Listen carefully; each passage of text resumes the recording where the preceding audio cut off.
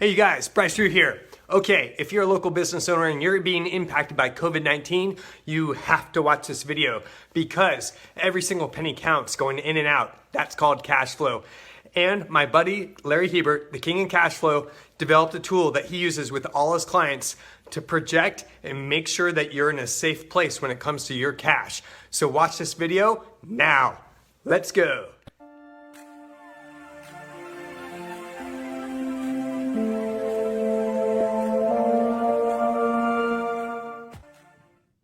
Brandon, let me show you what I developed. I created this for our clients to kind of help them get through the 3 months that we're going to be looking at till the 4th of July, to kind of help manage your cash flow. Because in this situation, scenario we're in, the cash flow is going to be the most important thing you're going to have to manage. It's all about the money. What do you have? What's coming in? You've probably applied for the paycheck protection or the EIDL loan. You're not sure when you're going to get it, but you need to manage your way through to know, do I have the funds to make it through? And I think you almost have to assume, you have to look at, can I go through and make this if I don't get either loan by the end of 3 months? Hopefully it's going to happen. We don't know. We feel pretty good about it, but you need to know if you're going to make it through. So what I like to do real quickly is just show the people how easy this is. Now this spreadsheet, this template is designed to do everything for you. All you do is put the numbers in. So you just have to know the right numbers to put in and it calculates for you. So as a start, up in the yellow box, you want to put what your beginning cash is. So your beginning cash is what you have in the bank, less any checks that haven't gone through. So let's just say it's $10,000. Okay, so you're starting with $10,000. In this case, I developed this on April 12th, so on April 12th. And you're doing some online revenues and you're making about $1,000 a week. You have some accounts receivable coming in, $2,000. So you can see right now that for the week of the 12th, the 18th, you've got $13,000 cash that's available to you in order to use. So you want to go through for that week and what expenses or what outgoing to cash are you going to have that need to come out for that particular week. So you see your auto is $200. You're taking a draw out of $1,000. You have a health insurance payment of $500. Okay, so down at the bottom here, you'll see that your cash that you've had to come out for this particular week is $1,700. So if all happens and you're projecting this, if it comes out, you're going to have $11,300 to start April 19th with. So this just leads you down the path to let you know how much you're going to have. So if we go to the 19th, you're going to project, I'm going to have sales revenue of $1,500. I'm starting off with 11.3. I'm not expecting any receivables. I don't need any of their lines of credit. I owe my bookkeeper $150. I got to pay. I got the janitorial. I told him I pay him. That's $200. And my merchant fees came through from the bank. That's $250. Okay, so for this week, you've had $600 come out. You started with 11.3. You brought $1,500 in, so the cash available for that week was $12,800. You spend $6. Now you know at the end of the week, the second week, you've got $12,200 left. So you do this for each week going forward. You try to forecast going forward to make sure that you have enough money to make it through. So let's take an extreme example and say that I didn't have any money come in the third week. And again, just put something crazy here. I had to spend $13,000, or I'm projecting $13,000 to pay my credit card. You'll see at the bottom you have a negative of $800, right? Well, that's why we're doing this. If you have a negative, you want to know now rather than 3 weeks from now when it happens. So the question is, what do I do?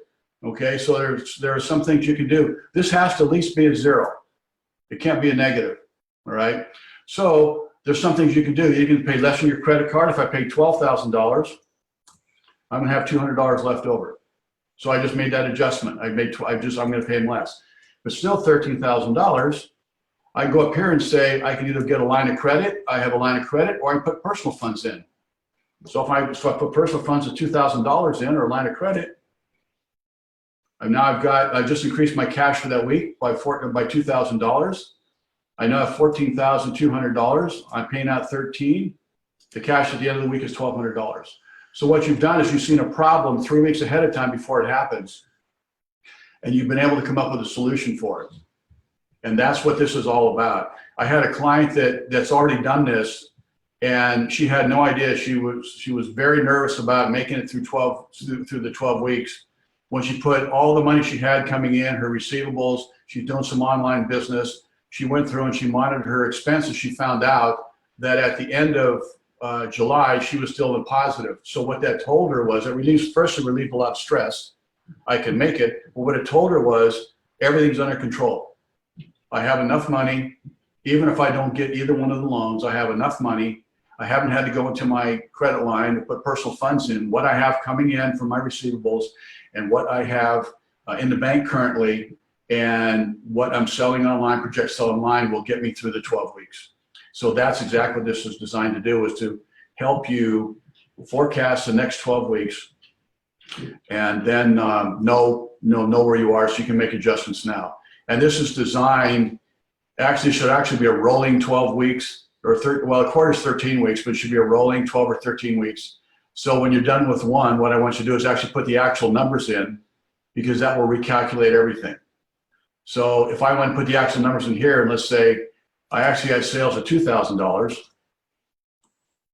my receivables came in for $3,000, my expenses were the same, my cash just went up. So I actually put my actual numbers in when the week is done. I forecast this, and when I'm done, I put the actual numbers in. It'll recalculate everything and tell me exactly where I'm going to be. So this is a tool that I think they can use that will help them forecast and know exactly where they'll be from a financial point of view. And if there's an issue, they can take care of it now rather than when it happens, because we're all better off making decisions, being proactive than reactive. So that's why I developed this, and hopefully we can get it to everybody. So Larry, this allows people to do just-in-time forecasting. Is that what I'm getting from this? Well, it's designed for the next 12 weeks, so you actually forecast for 12 weeks forward. But when you actually, so it's right now, but you go out for the 12 weeks, so you can know by the end of June where will I be based on what my forecast is going to be. Okay, so you would fill this out for a 12 or 13-week period? Absolutely, I'd fill the whole thing out. That's what it's designed to do. And then at the end of each week, you put in what your actual numbers were. Okay, so you've got a projected, and then you got the actuals, but So at the close, you don't have two columns. In other words, you're just using one column.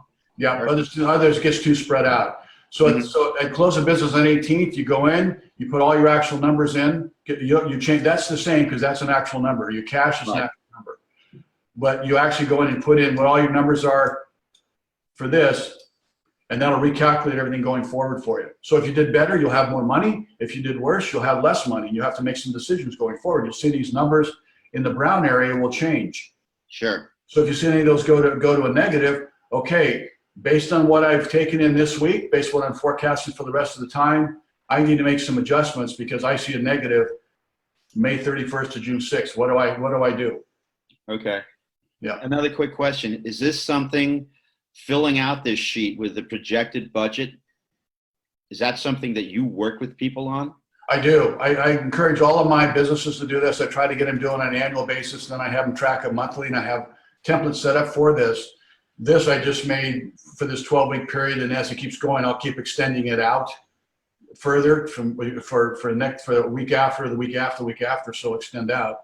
And I'm happy to help anybody who wants to use this. I'm happy to help. They can send it to me. I'll review it for them, or I'll help them go through it if they want to call me on the phone. I'm happy to do it with them. Sweet. Yeah. Now, this does almost like accounts payable aging too, right? I mean, that's what this does, helps you manage that in a much better way. Right, because you have your accounts, you have your merchandise down here, so accounts payable down here, your merchandise that you're paying.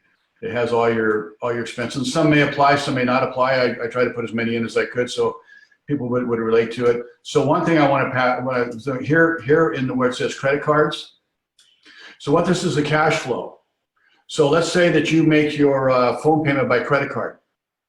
Well, when you make it, you don't put it in the phone section because you didn't spend any cash, right? You don't put it in cash. You have it up here. Then when you make a credit card payment, whatever you're paying on your credit card is what you put in this area.